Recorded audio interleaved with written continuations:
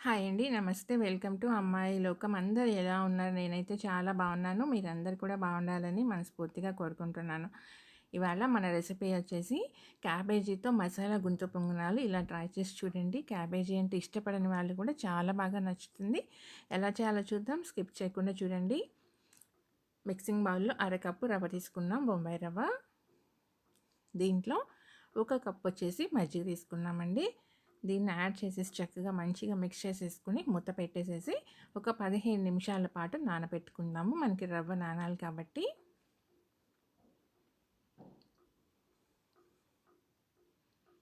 ఇక్కడ పలుచగా ఉన్నాయి అనుకోవద్దు, రవ్వ నానేటప్పటికల్లా మనకి గట్టి పడుతుందనమాట. ఇప్పుడు ఇది ఇలా పక్కన పెట్టుకుందాము. కడాయిలో వచ్చి 2 టేబుల్ స్పూన్లు ఆయిల్ వేసుకున్నాము. 1 టేబుల్ స్పూన్ మినప్పప్పు, ఇది కొంచెం ఫ్రై అయిన తర్వాత 1 టేబుల్ స్పూన్ ఆవాలు, ఒక పావు టేబుల్ స్పూన్ జీలకర్ర,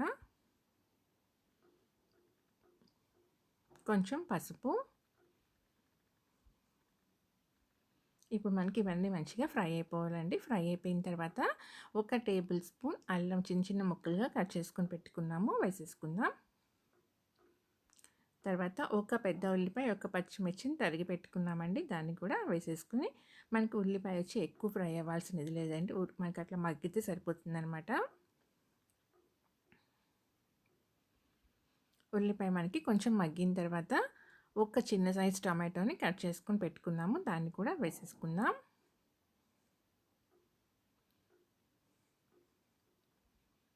ఇప్పుడు కొంచెం ఇంగువ వేసుకుందామండి. ఈ ఇంగువ చాలా టేస్ట్ వస్తుందన్నమాట.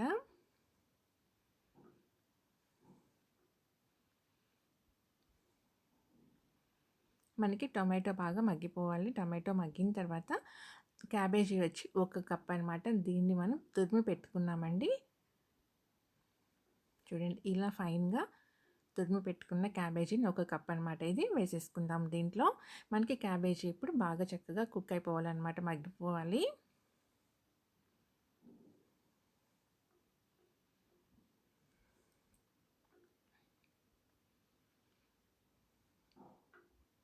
రుచికి సరిపడినంత ఉప్పు వేసుకుందామండి. ఇక్కడ మనం రవ్వలో కూడా ఉప్పు వేయలేదు కాబట్టి దీనిలోనే మనం సరిపడినంత ఉప్పు వేసేసుకుందాం ఇప్పుడు.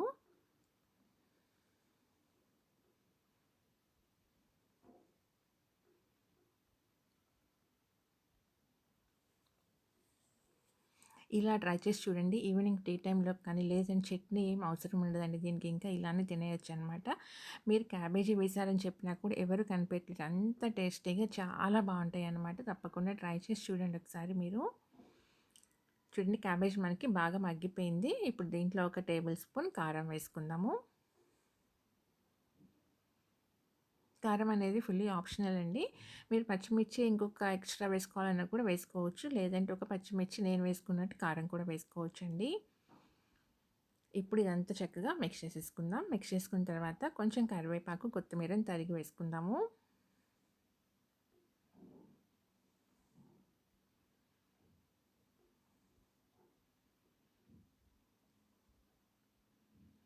ఇదంతా చక్కగా కలిపేసుకున్న తర్వాత మనం లాస్ట్లో వచ్చేసి ఒక పావు టేబుల్ స్పూన్ గరం మసాలా వేసేసి చక్కగా మంచిగా కలిపి పెట్టేసుకున్నాక ఇంక స్టవ్ అయితే ఆపేసుకుందామండి. ఇది కొంచెం చల్లారి పెట్టుకుందాము. మరి వేడి వేడి కలుపుకోకుండా కొంచెం ఆరిన తర్వాత దీన్ని మనం మన రవ్వ నాని ఉంటుంది కదా, దాంతో పాటు వేసేసుకుందాము.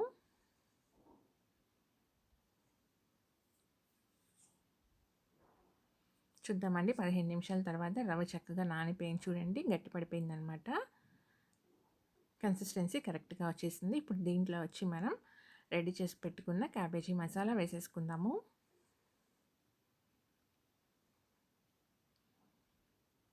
ఇంక దీంట్లో మనం ఉప్పు కానీ ఏమి వేయాల్సిన అవసరం లేదండి. అన్నీ మనం దీంట్లోనే ఆల్రెడీ వేసేసుకున్నాం కాబట్టి జస్ట్ ఒకసారి మంచిగా కలిపేసుకున్నామంటేనే సరిపోతుంది.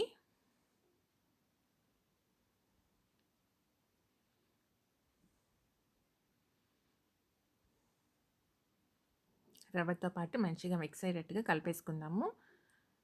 కలుపుకున్న తర్వాత ఒక 2 చిటికెలంతా కుకింగ్ సోడా వేసుకుందామండి. అంతేను, ఇంకా దీన్ని కూడా కలిపేసుకున్న తర్వాత మన గుంత పొంగనాల పెనం ఉంటుంది కదా, దాన్ని పెట్టుకొని వేడి చేసుకున్నాక కొంచెం ఆయిల్ వేసుకుని దాంట్లో ఈ పిండి వచ్చేసి మరీ పైదాకా కాకుండా కొంచెం గ్యాప్ ఇచ్చుకొని వేసుకుందాం పిండి.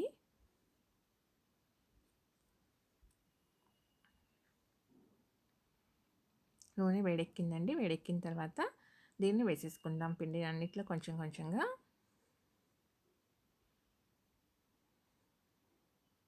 స్టవ్ వచ్చేసి లో టు మీడియం ఫ్లేమ్లో పెట్టుకొని కుక్ చేసుకున్నామంటే మనకి చక్కగా కుక్ అవుతుంది లోపల దాకాను.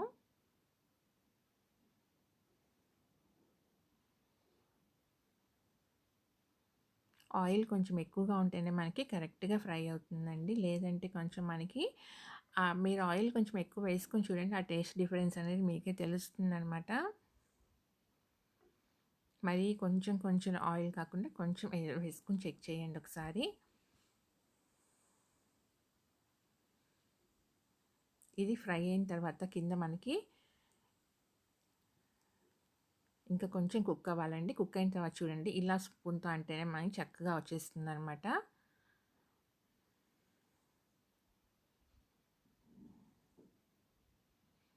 మనం ఫ్రై అయిపోయిన తర్వాత రెండో పక్కకు కూడా తిప్పుకుందామండి. రెండో పక్కకు కూడా తిప్పుకొని ఒక నిమిషం పాటు అట్టు పెట్టుకొని తీసేసుకుందాము. చేయటం చాలా ఈజీ అండి. టేస్ట్ అయితే చాలా బాగుందనమాట. దీనికి చట్నీ కానీ ఏం అవసరం ఉండదనమాట. ఈవినింగ్ టీ టైంలో చాలా బాగుంది. అలాగే పిల్లల లంచ్ బాక్స్‌లో కూడా స్నాక్ బాక్స్‌లోకి పెట్టడానికి కూడా చాలా బాగుంటుందనమాట. మార్నింగ్ బ్రేక్‌ఫాస్ట్‌లో కానీ, ఈవినింగ్ డిన్నర్‌లో కానీ మీరు ఒకవేళ చట్నీ కావాలి అనుకున్న వాళ్ళు ఉంటే కొబ్బరి చట్నీ అయితే చాలా బాగుంటుందండి. ఇంకా దీని టేస్ట్ అయితే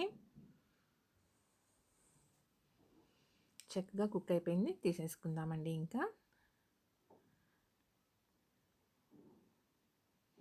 చూసారు కదా ఎంత చక్కగా రెడీ అయిపోయినాయి. తప్పకుండా మీరు ట్రై చేయండి. మీకు ఎలా వచ్చిందో కూడా నాకు తప్పనిసరిగా కామెంట్ చేయండి. అలానే వీడియో నచ్చినట్లయితే తప్పకుండా సబ్స్క్రైబ్ చేసుకోండి. ఒక లైక్ ఇచ్చేయండి. మీ ఫ్రెండ్స్‌కి, ఫ్యామిలీ మెంబర్స్‌కి షేర్ చేయండి. ఈరోజు రెసిపీ అయితే ఇంతేనండి. రేపు ఇంకో కొత్త రెసిపీతో మీ ముందుకు వచ్చేస్తాను. Thank you for watching.